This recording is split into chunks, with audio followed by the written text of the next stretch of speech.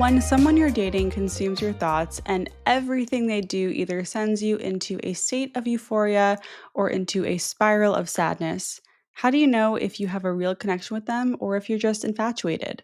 Today's episode is all about the difference between being infatuated with someone and having a genuine connection. Welcome back to Dating Intentionally. I'm Talia, I'm a dating coach, and I'm sharing no nonsense advice for navigating modern dating with confidence and ease whether you've been on dozens of dates or you're just getting started. I believe dating can be fun.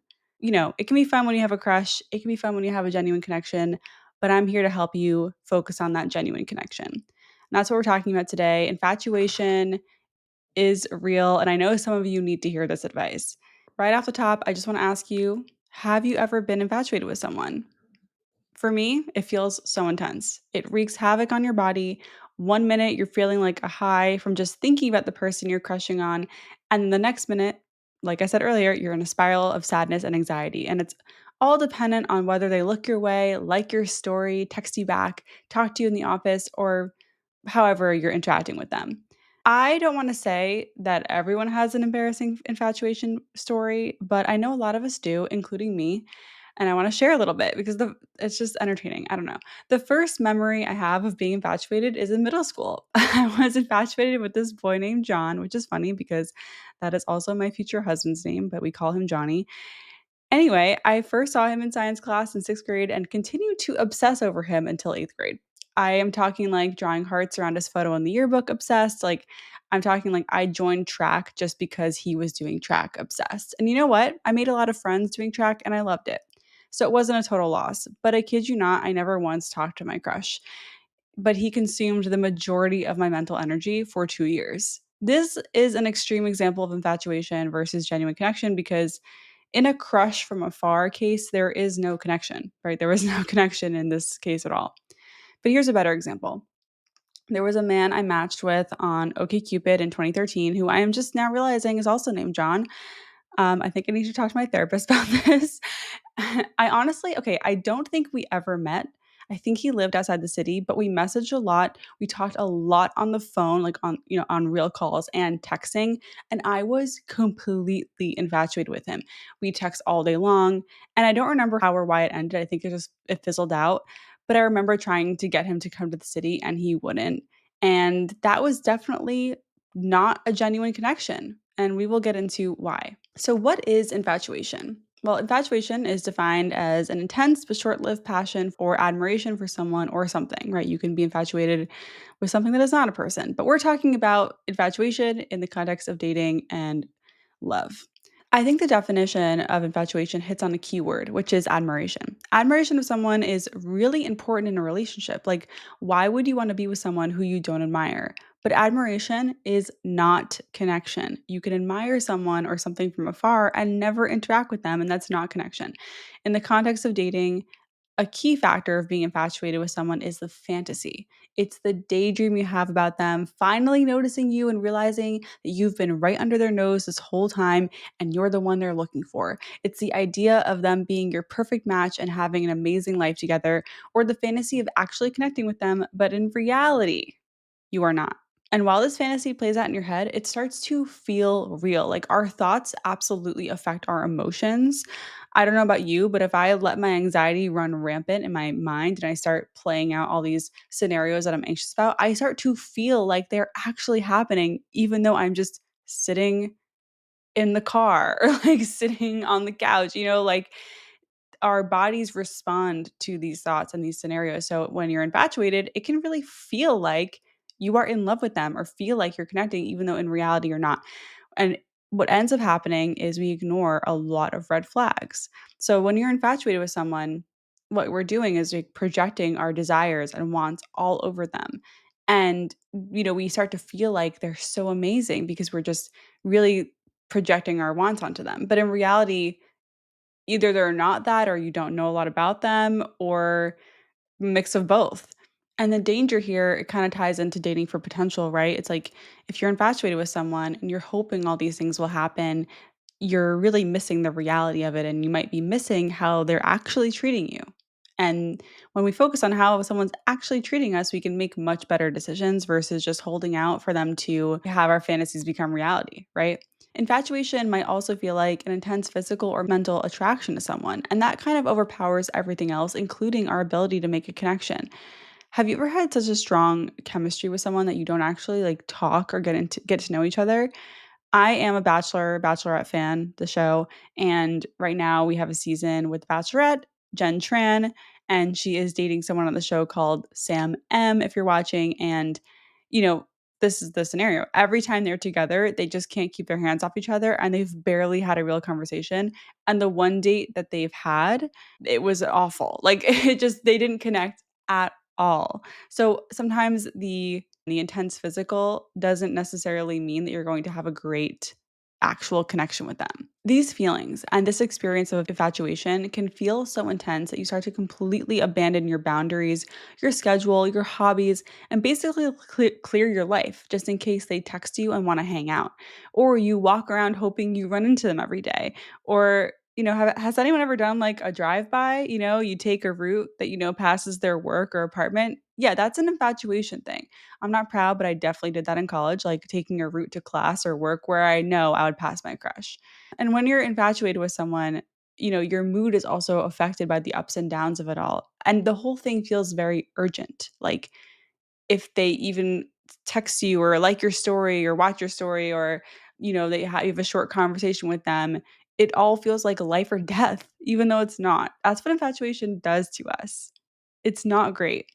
And while this mindstorm is happening, while we're experiencing all these feelings, in reality, we still don't have a connection with that person, or the connection is very shallow, or it's just not as far along as we feel in our bodies, in our minds. So I hope I've kind of explained how infatuation can be a distraction, how it can be a little misleading, how we can kind of lose the plot, we kind of ignore red flags, all this stuff.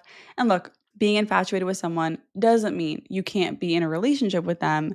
Like you can absolutely be in a relationship with someone or be in a situationship and be infatuated with them, but the feeling is typically not mutual, right? That infatuated feeling usually comes from it's usually one-sided, right? If two people are infatuated with each other, I guess that could happen, but it's kind of short-lived because eventually the reality comes crashing down on you and destroys the fantasy. And then you break up or something like that. Let's talk about genuine connection. So, genuine connection is different than infatuation, mostly because it's grounded in reality. Instead of projecting your dream partner onto someone or dating for potential, you're letting them show you who they are. A genuine connection is going to feel more grounded and real because it's rooted in intimacy. You're not just dreaming about being close to that person, you are actually close to them. There's mutual interest, there's vulnerability, and both people are showing up. We'll get into this more in a bit, but you can have elements of infatuation and genuine connection at the same time. But the infatuation part doesn't last. And sometimes when that intense feeling of desire on so many levels for this person vanishes, we mistake that as falling out of love or no longer being interested in them.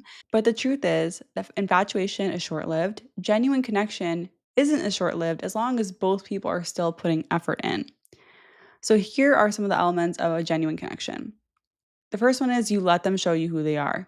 So instead of projecting a fantasy or dream person onto them, you're seeing them for who they are based on their real actions, like based on if they're spending time with you. Are they listening to you? Do they remember what you say? Are you building on your connection? Like you're finding more things in common and you're exploring them together. You're having new experiences together and you're both present for them. That is all part of it. And then as they are showing you who they are in person, you are accepting for them for who they are in reality.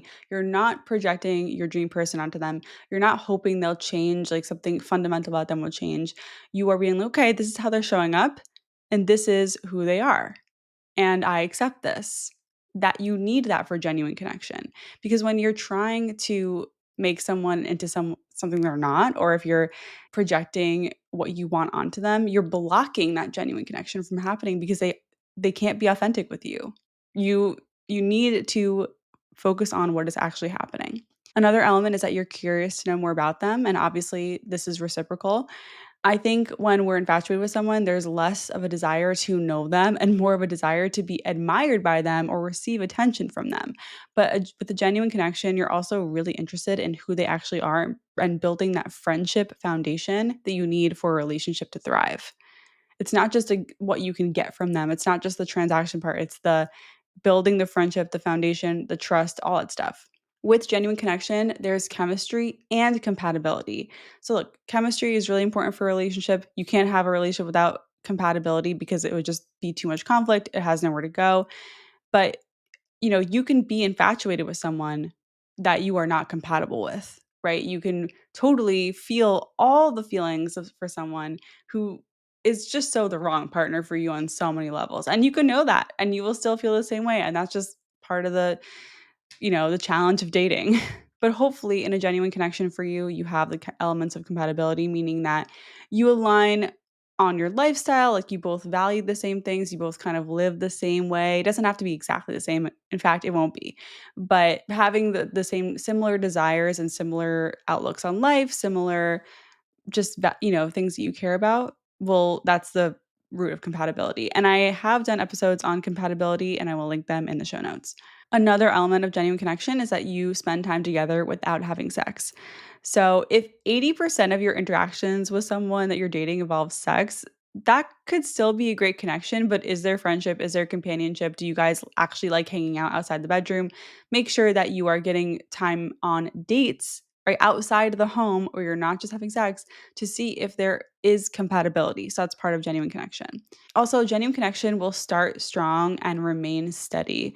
It's not going to feel hot and cold. It's not going to you're not going to have as much of that urgency as I mentioned before.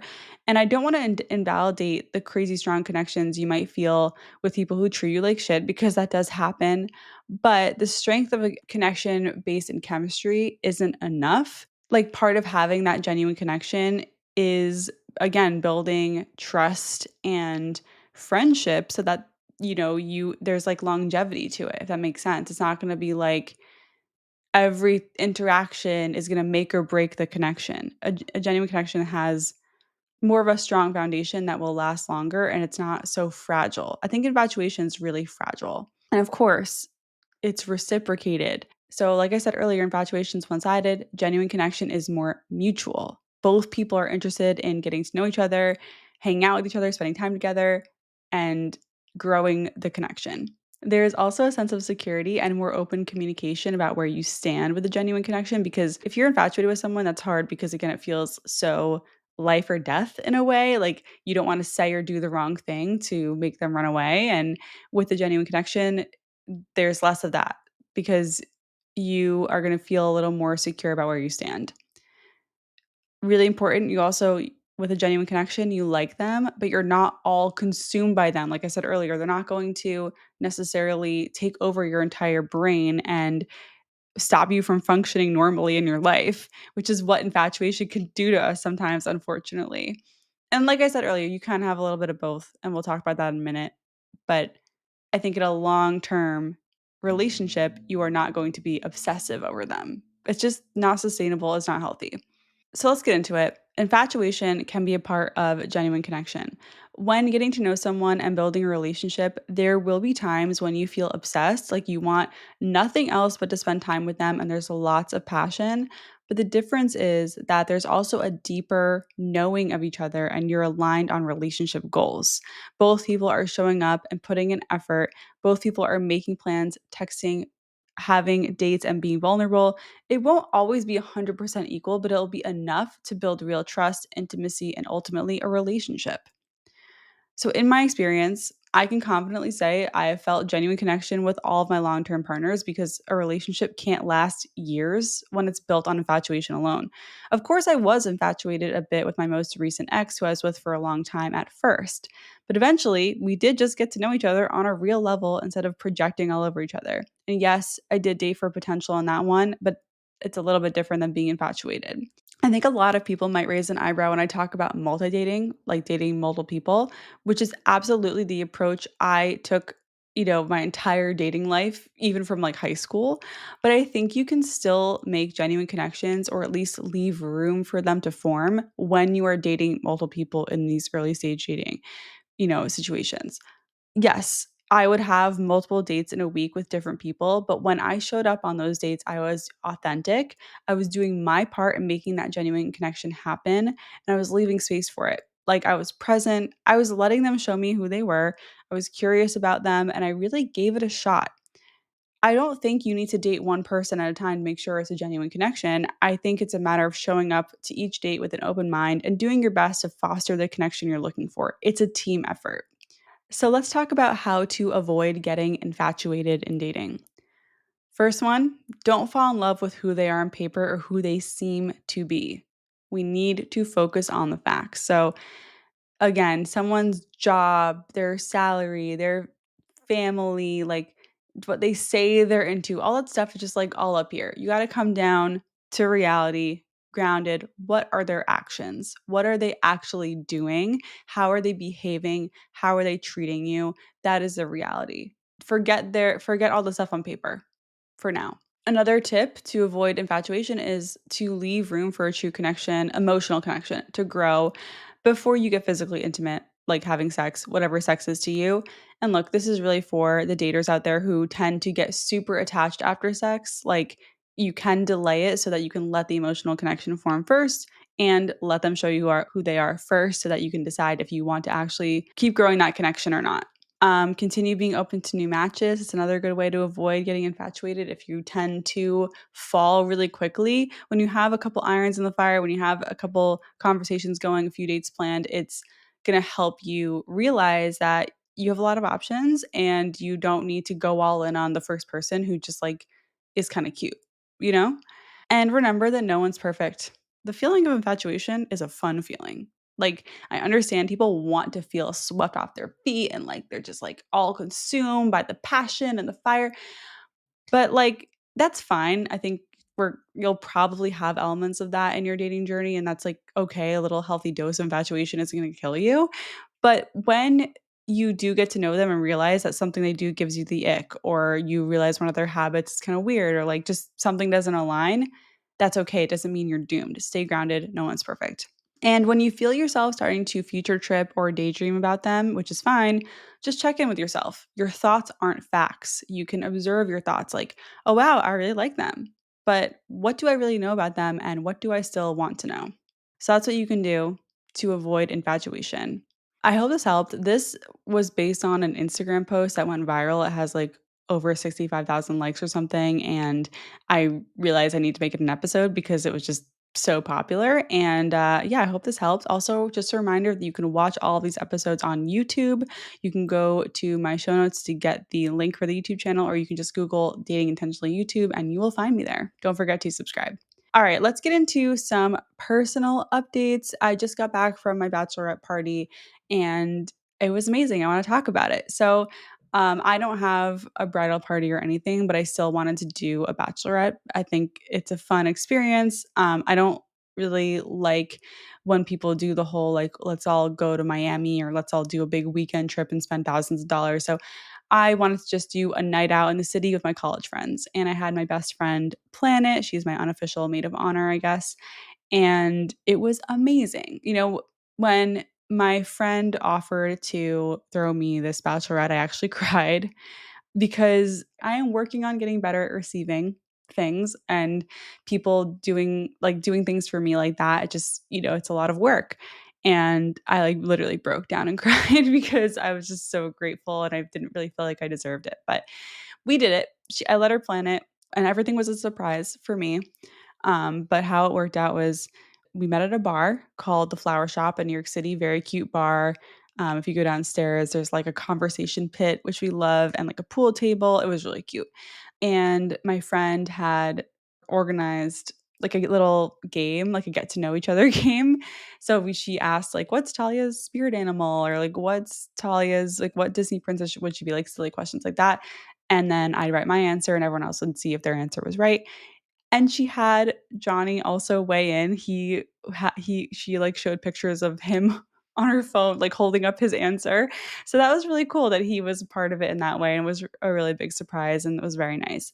And then we all did fake tattoos, which is very cute. So my friend brought some tattoos, and she literally had scissors in her bag, and we were like putting tattoos all over our arms and our chests and our legs, and it was really fun. Then we went to this Michelin star restaurant called Dirt Candy, which is in New York City. It's a vegetarian restaurant. It was amazing. I wanted to have a fine dining experience. I love fine dining and I love treating my friends. So I paid for the whole night. I like removing the friction around money when I have gatherings with my friends because it can be really expensive to do all this stuff and they're flying out to the wedding. So I was just like, you know what? I'm going to cover this whole night. The meal was amazing. Highly recommend Dirt Candy. They changed their menu seasonally, and it was so fun. We just all really loved the food. The standout course for us was this tomato jam donut with like tomato leather on top. So good, like very memorable. I think they always have some kind of like fried pastry type thing in their on their menu. So that was great. Also great cocktails. And then at the end of the dinner, the waitress came over to me with like the little dessert and she was like, "Here is a note from your fiance." And I like it didn't really register. I was like, I thought it was a note from the restaurant. I was like, "Oh, thank you," because they knew it was my bachelorette. And no, my friend who organized this had Johnny send in a handwritten card for me to read at dinner, which was so thoughtful. I was shook. I have the card right here. If you're on YouTube, you can see it. It was so sweet. He wrote a really nice message. I read it to the table and it just like really made the night very special that he was involved and I really was surprised. He kept his mouth shut really well the whole time. I had no idea that he was involved in this at all. And so after dinner, we went to Baby Grand, which is a karaoke place. We all got into an Uber, went uptown a little bit, Baby Grand, super fun night. So at this karaoke bar, there is like a main public room where you can like sing on a little stage in the bar and there's like a little seating area. But we had a private room and I had never done karaoke before, really. If I've ever been in a karaoke situation, I usually faked it. Like I went up with someone, but like didn't really sing. So it was fun to like just the 5 of us in this private room and singing. We did a lot of Avril Lavigne, we did some Broadway tunes, we did some Sabrina Carpenter, some Chappelle Roan. It was great. And we were done by 11:30. You know, I was basically in bed by 12:30. I only had one drink, was super hungover the next day, but whatever. It was an amazing night. I'm so grateful for my friends and I'm really excited. I'm really happy that I was able to give them an experience, you know, all hanging out together. These are my college friends, so it just kind of felt like that too. Very nostalgic. And yes, I think we need to go back to doing like more lower key bachelorette parties because I do feel like sometimes we use bachelorette and bachelor parties as an excuse to travel with our friends, but we don't need that. We don't need an occasion to plan a trip with our friends. I call this obligation travel, right? It's like, oh God, like we have to do this for the bachelor.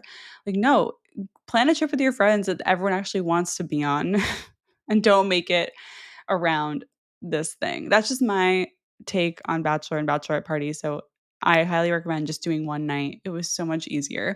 All right, that is the episode. That's my update. I want to thank you for listening. Thank you for trusting me. I hope I helped you understand infatuation versus genuine connection a little more. And don't forget, you are doing great. I love it if you share this episode with someone who is navigating dating and might need a little confidence boost or some tough love. If any of these episodes have helped you in your journey, you can help me by leaving a stunning review on Apple or giving Dating Intentionally 5 stars on Spotify. Also, if you follow anywhere you listen to podcasts, that would be amazing. I'd really appreciate it. Once again, I'm Talia. This has been Dating Intentionally, and I'll catch you on Friday.